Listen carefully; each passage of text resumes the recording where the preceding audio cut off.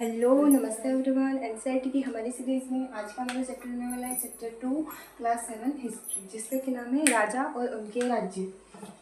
पिछली वीडियो में हमने बात करी थी चैप्टर 1 के बारे में। उसमें हमने चेंजेस के बारे में देखा था। हमने देखा कि चैप्टर का नाम ही था हज़ारों वर्षों के दौरान हुए परिवर्तनों की पड़ताल। तो हमने उसमें देखा था कि अब धीरे धीरे शब्दों के अर्थ बदल गए। पहले शब्दों के कुछ अलग अर्थ थे, बाद में उन्हीं शब्दों के अलग अर्थ हो गए। इतिहासकारों के स्रोत भी पहले अभिलेख वगैरह थे, बाद में कागज़ आए तो वो लोग कागज़ का यूज़ करने लग गए। ऐसे चेंजेस के बारे में हमने उस चैप्टर में देखा। और आज के इस चैप्टर में हम कुछ राजा और नए साम्राज्य के उदय हो रहे थे उनके बारे में देखेंगे। हमने क्लास 6 में एंशियंट हिस्ट्री के बारे में देखा। हम देख रहे थे पहले महात्मा बुद्ध 2500 वर्ष पहले, ईसा से भी पहले। सबसे पहले तो आदि मानव था, उसके पास कुछ भी नहीं था। फिर धीरे धीरे समाज, छोटे नगर, जनपद और साम्राज्य, इस तरीके से डेवलपमेंट का वो फेज था। और अब हम पढ़ रहे हैं मिडाइवल हिस्ट्री को। मिडाइवल हिस्ट्री हमारी 700 से 1700 ईस्वी तक है। उसमें भी 700 से 1200 ईस्वी तक पूर्व मध्यकाल और 1200 से 1700 तक उत्तर मध्यकाल। तो हम पहले अपना पूर्व मध्यकाल पढ़ रहे हैं और इसमें हम मोस्टली 7वीं सदी के बारे में पढ़ रहे हैं। आज के हमारे चैप्टर में 7वीं सदी में जो भी साम्राज्य उदय हुए उनके बारे में है। सबसे पहले हम वही देखेंगे मैप में कि भाई वो कौन कौन से साम्राज्य थे और फिर उनका उदय कैसे हुआ, वो आगे देखेंगे। उसमें मोस्टली राष्ट्रकूट, चोल, चेद, पांड्यन, चौहान वंश, परमार, गुर्जर, प्रतिहार, ये सभी वंश हैं उसके अंदर। सबसे पहले इनको मैप में देखेंगे। डस्टर मेरा हो गया था ख़राब तो नया ले लिया है।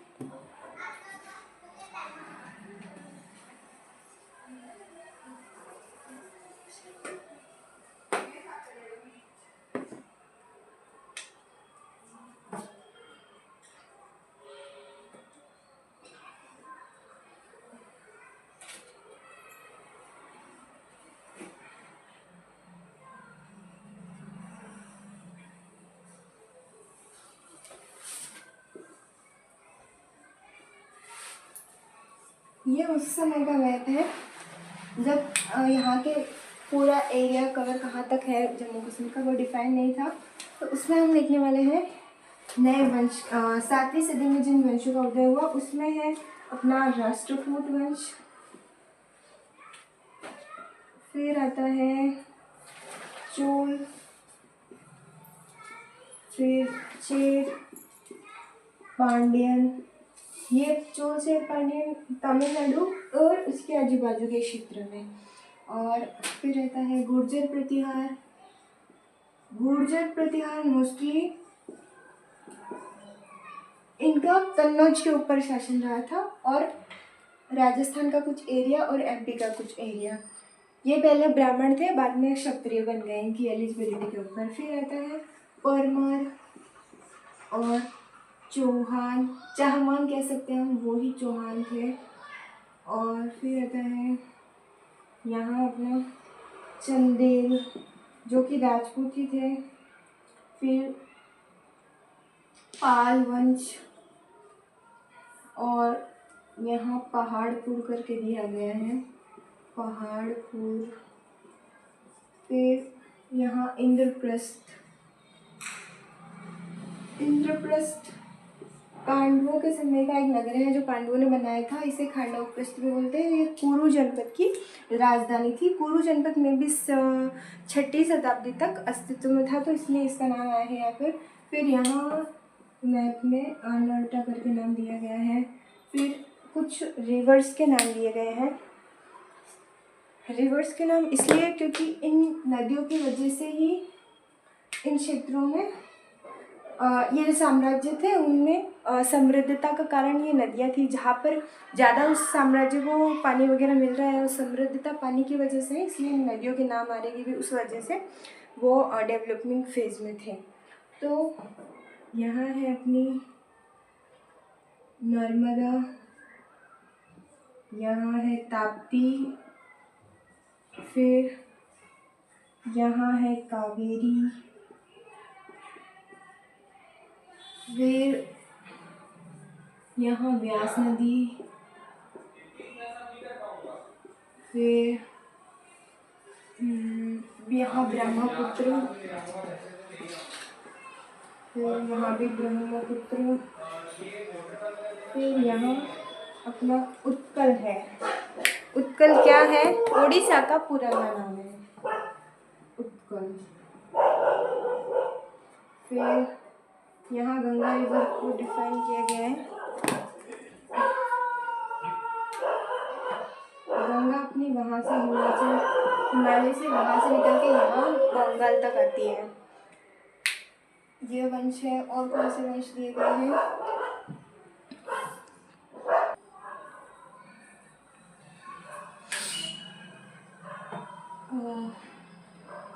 कन्नौज है इसमें, यहाँ पर दिल्ली में, यूपी में कन्नौज। और राष्ट्रकूटों की राजधानी है मालखेत या फिर मानीखेत भी जिसे बोलते हैं। और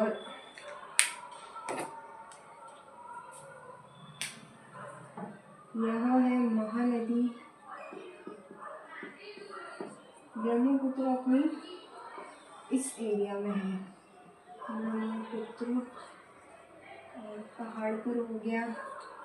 कामरूप भी है यहाँ पर, कामरूप। तो ये हो गया, ये हो गए साम्राज्य जिनका 7वीं सदी में उदय हुआ था। अब हम सबसे पहले देखेंगे राष्ट्रकूट वंश के बारे में कि इसका उदय कैसे हुआ। तो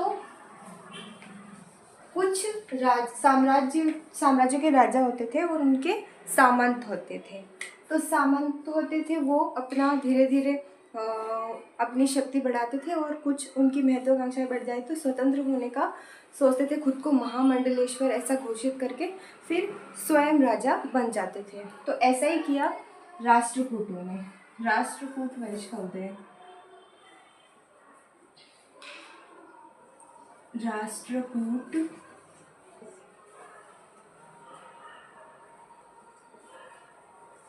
वंश का उदय कैसे हुआ? तो इसमें ये थे चालुक्यों के माताहत, यानी सामंत या माताहत होते थे। ये थे चालुक्यों के माताहत थे राष्ट्रकूट। अब माताहत यानी क्या है?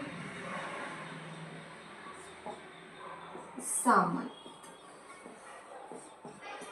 राजा की।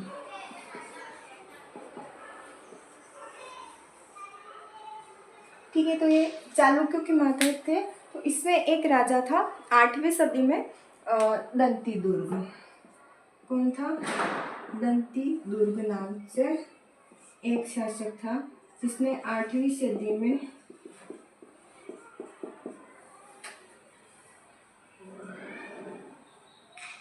चालुक्यों की अधीनता अस्वीकार कर दी। कि अधीनता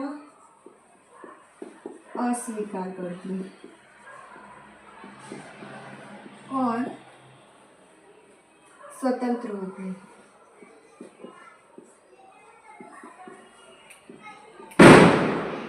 तो ये इसने चालुक्यों की अधीनता अस्वीकार कर दी और अपना मतलब सामंत के पद माताहत यानी उसके अंडर में थे, तो स्वतंत्र हो गए। कौन? दंती दुर्ग। और नया वंश इनका उदय हो गया, राष्ट्रकूट वंश।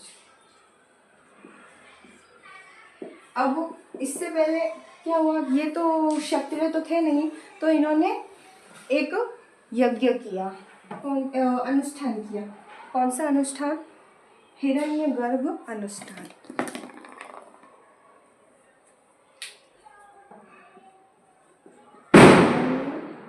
गर्भ अनुष्ठान।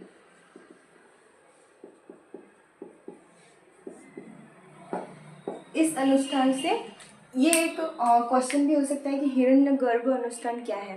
तो जो जन्म से क्षत्रिय नहीं है वो ये अनुष्ठान करके क्षत्रिय बन सकते हैं।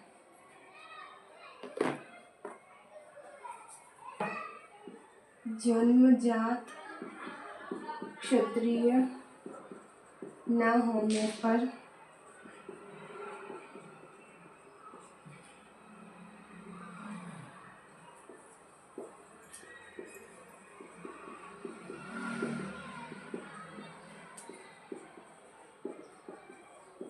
क्षत्रियता प्राप्त कर राष्ट्रकूट शासक बन गए। राष्ट्रकूट शासक कैसे बने ये भी हमने जाना, और हमने ये भी जाना कि हिरण्यगर्भ अनुष्ठान क्या था। इसके माध्यम से जो जन्मजात क्षत्रिय नहीं थे वो इस अनुष्ठान को करके क्षत्रियता प्राप्त कर लेते थे। ये हमारे लिए क्वेश्चन भी हो सकता था कि भाई ये क्या है हिरण्यगर्भ अनुष्ठान। इसका शाब्दिक अर्थ होता है सोने के घर। हिरण्यगर्भ का शाब्दिक अर्थ होता है। और दूसरे कुछ ऐसे परिवार थे, मुखिया परिवार, जो मतलब उद्यमी थे, जिनका मतलब पेशे से वो क्षत्रिय नहीं थे, लेकिन वो अपनी एलिजिबिलिटी के बल पर वो क्षत्रिय बन गए। ऐसे भी एग्जाम्पल 3 परिवारों के दिए गए हैं। तो ये हमने देखा कि राष्ट्रकूट वंश का उदय कैसे हुआ। ये चालुक्यों के अंडर में थे, उनके माताहत थे सामंत के जैसे। फिर इन्होंने उसको अधीनता को अस्वीकार कर दिया और स्वतंत्र हो गए, और इस तरीके का कुछ अनुष्ठान करके ये लोग शासक बन गए। तो ये हमने देखा राष्ट्रकूट वंश के बारे में। और हिरण्यगर्भ अनुष्ठान के अलावा कुछ ऐसे 3 फैमिलीज, परिवार, मुखिया परिवार के बारे में बताया गया कि वो अपनी योग्यता के अनुसार क्षत्रिय बन गए। तो उनमें है मयूर शर्मण,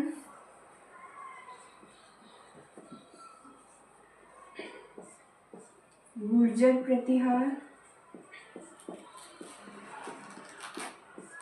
क्या किया इन्होंने, उद्यमी परिवार, उद्यमी मुखिया परिवार।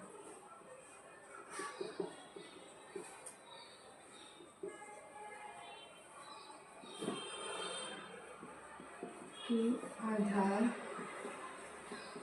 पर पेशा परिवर्तन किया इन्होंने, क्षत्रियता को अपना लिया।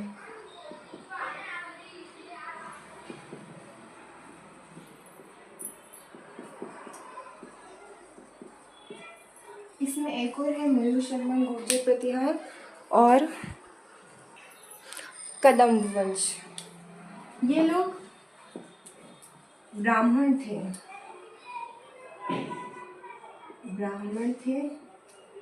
फिर योग्यता के आधार पर इन्होंने क्षत्रियता को अपना लिया कि भाई वो इस योग्य है कि वो क्षत्रिय बन सकते हैं। एक तो हिरण्यगर्भ अनुष्ठान हमने देखा, और एक इस तरीके से ये लोग क्षत्रिय बन गए थे। तो ये तो हमने देखा राष्ट्रकूट वंश का उदय। फिर हमारे बुक में दिया गया है कि भाई इन राज्यों में प्रशासन कैसे चलता था। तो ये हम देखेंगे कि राज्यों में प्रशासन,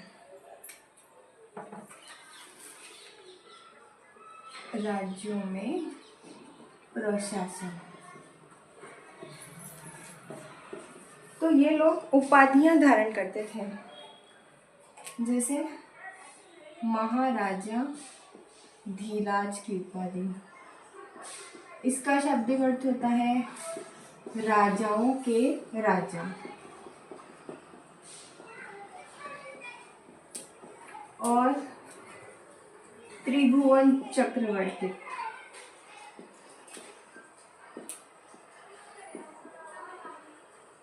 यानी कि जो 3 भुवनों का स्वामी है, 3 भुवनों का स्वामी।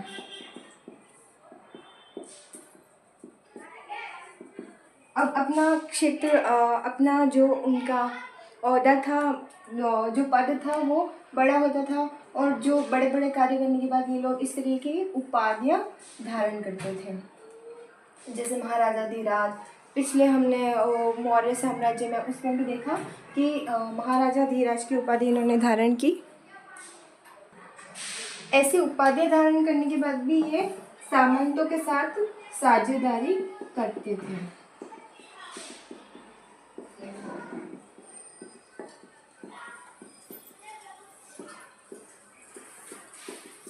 जैसे मतलब कुछ भूमि पर कि वो हिस्सा उस सामंत के पास है, इस तरीके से कनेक्टिविटी भी रखते थे। और राजाओं के राजा महान राजा भी बनते थे, फिर भी इनके साथ कनेक्टिविटी रखते थे। तो ये हमने देखा कि भाई ये लोग बड़ी बड़ी उपाधियाँ धारण करते थे और ये लोग उपहार संसाधनों के रूप में उपहार लोगों से लेते थे और कभी कभी उसे कर का नाम भी देते थे, लगान। तो लगान हम देखेंगे कि भाई संसाधनों को, अब साम्राज्य को चलाने के लिए पैसे तो चाहिए कि भाई अच्छे से सैनिक हैं उनका भी अच्छे से प्रशिक्षण हो सके, संसाधन लाए जा सके उसके लिए, तो लगान लेते थे। संसाधनों कैसे लेंगे कि भाई लोगों से संसाधन ले सकते हैं, उपहार ले सकते हैं या फिर उनकी भूमि का हिस्सा ले सकते हैं। संसाधनों, उपहारों और भूमि के हिस्से के रूप में ये लोग क्या लेते थे? कर।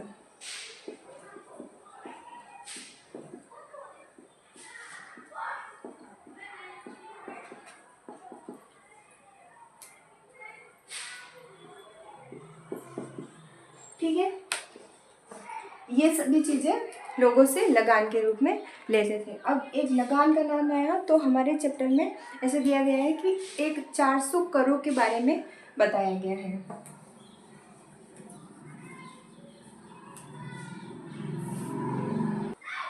ये जो 400 कर थे उनका उल्लेख हमें मिलता है तमिलनाडु के जो शासकों के वंश थे उनके जो अभिलेख थे उनमें। तमिलनाडु के शासकों के अभिलेखों में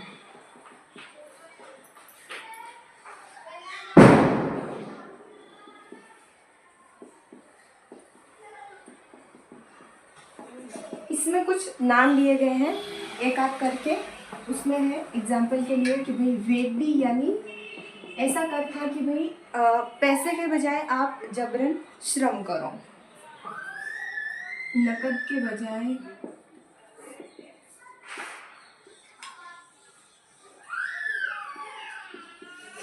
जबरन श्रम।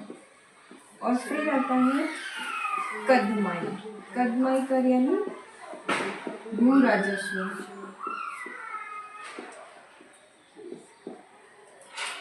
फिर कुछ ऐसे कर थे जैसे कि अपन को सुन के भी ऐसा लगे, मकान पर छत डालने का कर, मकान पर छाजन डालने का कर, छाजन डालने का कर। देखो कैसे कैसे कर लगते थे उस समय। आजकल हम कितने वो है, हमें एक तरीके की फ्रीडम है, हमारे पास अधिकार है तो कर्तव्य भी है, लेकिन फ्रीडम है हमारे पास। मकान पर छाजन डालने के लिए भी इनके लिए कर था। और अब ऐसा कर है कि खजूर के पेड़ पर, खजूर के या ताड़ के पेड़ पर चढ़ने के लिए सीढ़ी का इस्तेमाल, सीढ़ी का प्रयोग पर कर। अब सीढ़ी लगाओगे, चढ़ोगे आप, आपको नहीं कुछ चाहिए खजूर से, ताड़ के पेड़ से कुछ लेना है तो उसके लिए आप सीढ़ी लगाओगे, उस पर भी राजा को कर दो। ऐसे कर थे। तो ये एक एग्जाम्पल दिया है कि भाई ऐसे करों के बारे में तमिलनाडु में अभिलेखों में उल्लेख मिला है। उसमें से एक दो नाम बताए गए, में भी क्वेश्चन बन सकता है, वेदी क्या हो सकता है, वेदी कौन सा कर है, कदमाई यानी क्या है, इस तरीके से। ठीक है, अब हम बात करेंगे लगान से जो पैसा आता था उससे ये लोग मंदिर निर्माण और युद्धों में सैन्य प्रशिक्षण के लिए और इनकी राजकोष इकट्ठा करते थे ये लोग, उसके लिए इनका यूज़ करते थे। तो हमने देखा करों के बारे में, और उन करों से जो पैसा इकट्ठा होता था उससे ये लोग क्या करते थे, युद्धों के लिए और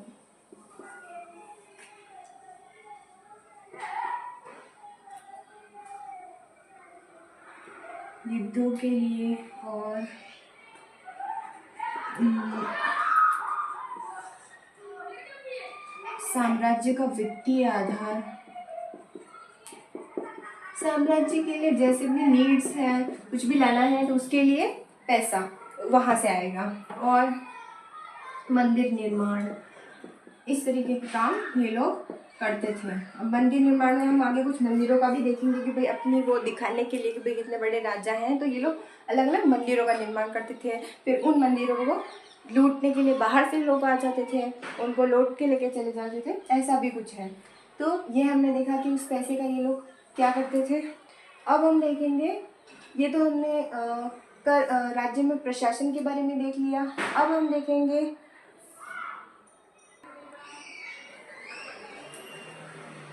ये तो हमने कर के बारे में देखा। अब हम देखेंगे प्रशस्तियाँ और भूमि अनुदान।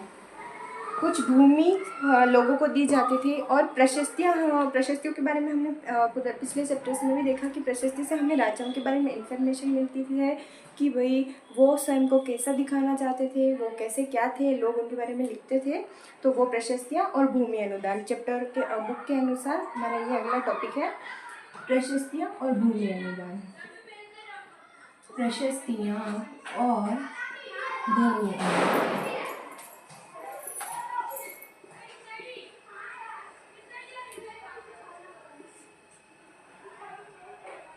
इसमें है प्रशस्तियों से क्या इंफॉर्मेशन मिलती है, वो हमें पता है कि भाई राजा स्वयं को कैसा दिखाना चाहते थे, राजा स्वयं को कैसा दिखाना चाहते थे।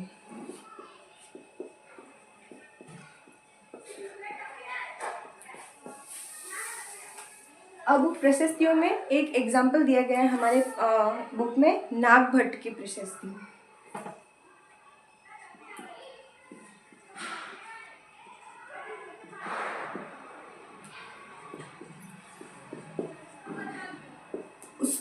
उसने जो भी जहाँ पर उसने विजय प्राप्त की, जिन जिन साम्राज्यों को अपने अंदर मिलाया, उसके बारे में लिखा हुआ है।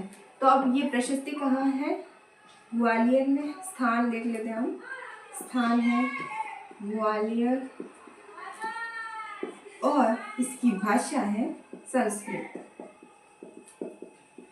अब क्या लिखा हुआ है इसमें कि उसने ऐसे लिखा हुआ है कि वो जब राजकुमार था उसी समय उसने विदर्भ, महाराष्ट्र, गुजरात और यहाँ के कुछ हिस्से हैं, उसको जब राजकुमार था उसी समय विजित कर लिया था।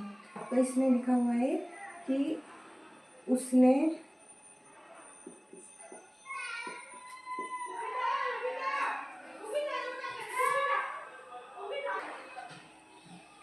विदर्भ, महाराष्ट्र और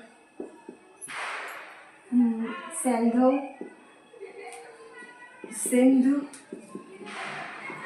और कलिंग, जिसने पिछले चैप्टर्स पढ़ा है उसको पता है कलिंग क्या है, जहाँ पर सम्राट अशोक ने युद्ध किया था, कलिंग युद्ध, और बाद में युद्ध का त्याग किया। कलिंग उड़ीसा को तभी के शासकों को तभी परास्त किया जब वे राजकुमार थे। शासकों को तभी पराजित कर दिया जब वे राजकुमार थे। तो राजा के बारे में बताया गया कि भाई वो इतने वो थे कि भाई जब राजकुमार थे तभी इन सभी शासकों को उन्होंने पराजित कर दिया। प्रतिहार हमने देखा भारत के मैप में, यहाँ पर कन्नौज के आसपास इन्होंने क्या किया, महाराष्ट्र में भी सिंध के साइड, ऊपर के साइड, और कलिंग उड़ीसा इस तरफ, यहाँ तक इन्होंने अपने जब राजकुमार थे तभी यहाँ के शासकों को पराजित कर दिया। और ये कौन लिख रहे हैं, जो भी ब्राह्मण होते थे वो प्रशस्तियाँ लिखते थे, वो लिख रहे हैं इनके बारे में। तो हमने जाना प्रशस्ति से नागभट्ट के बारे में। नागभट्ट कौन है, प्रतिहार नरेश है, प्रतिहार नरेश। एक और बात इनके बारे में लिखी गई है, ये इनको तब पराजित किया इन्होंने जब वो राजकुमार थे, और उसके बाद भी कुछ क्षेत्रों पर उन्होंने विजय प्राप्त करी। वो है वंग यानी बंगाल, वंग बंगाल में, और अनर्थ गुजरात में, और तुरुस्क यानी तुर्क, और वत्स यानी उत्तर भारत के राज्य,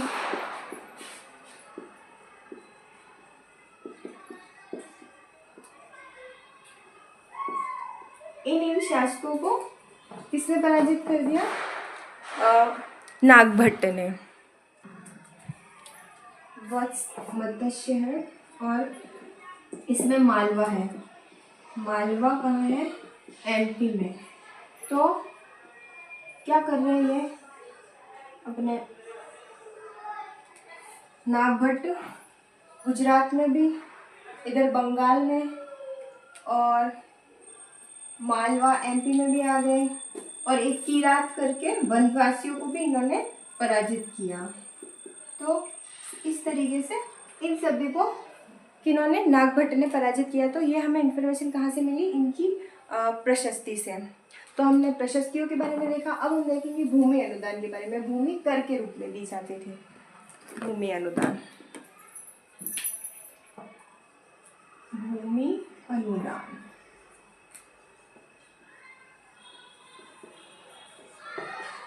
भूमि ऐसे ये लोग क्या करते थे, ऐसे ताम्र पत्र पे उस पर लिख के देते थे, और जिसको भूमि दी वो उस भूमि से कर वगैरह ले सकता था। तो भूमि अनुदान में हम देखेंगे भूमि अनुदान जो होते थे वो ताम्र पत्रों पर उल्लेखित होते थे। भूमि अनुदान ताम्र पत्रों पर उल्लेखित। इसमें संस्कृत में भी लिखा हुआ होता था। एक एग्जाम्पल बुक में दिया गया है, मतलब ऐसे ताम्र पत्र दिखाया गया है, कड़ी से उसे बांधा गया है, उसके साथ बहुत सारे ताम्र पत्र जुड़े हुए हैं, ऐसे दिखाई दे रहे हैं।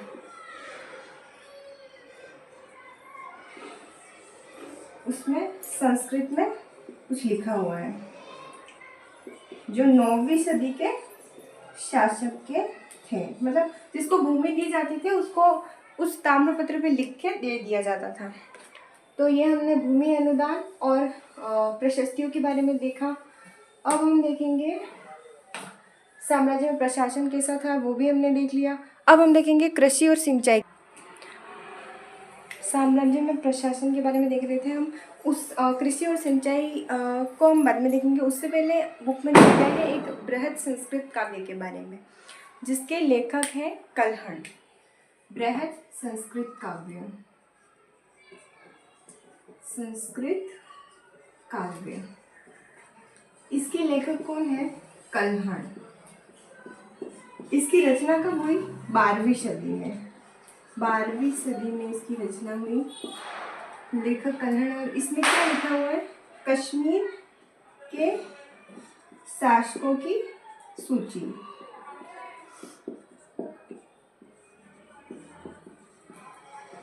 कश्मीर के ऊपर जिन भी शासकों ने शासन किया उनके बारे में इस बृहद संस्कृत काव्य में लिखा गया। और इस काव्य की सबसे विशेष बात ये थी कि इसमें कवि ने वहाँ जो भी आलोचनाएं थी, जो चीज़ें आलोचनात्मक थी, वो भी कवि ने उसमें लिखी थी। तो ये एक बृहद संस्कृत काव्य के बारे में दिया, जो याद रखने लायक है चीज़ की भाई कब लिखा गया है, इसके राइटर कौन है और इसमें क्या लिखा हुआ है। तो ये हमने देखा। अब हम देखेंगे इसके बाद त्रिपक्षीय संघर्ष के बारे में। त्रिपक्षीय संघर्ष, अगर हम इसका नाम देखें तो नाम से स्पष्ट है, 3 पक्षों में होने वाला संघर्ष। त्रिपक्षीय संघर्ष।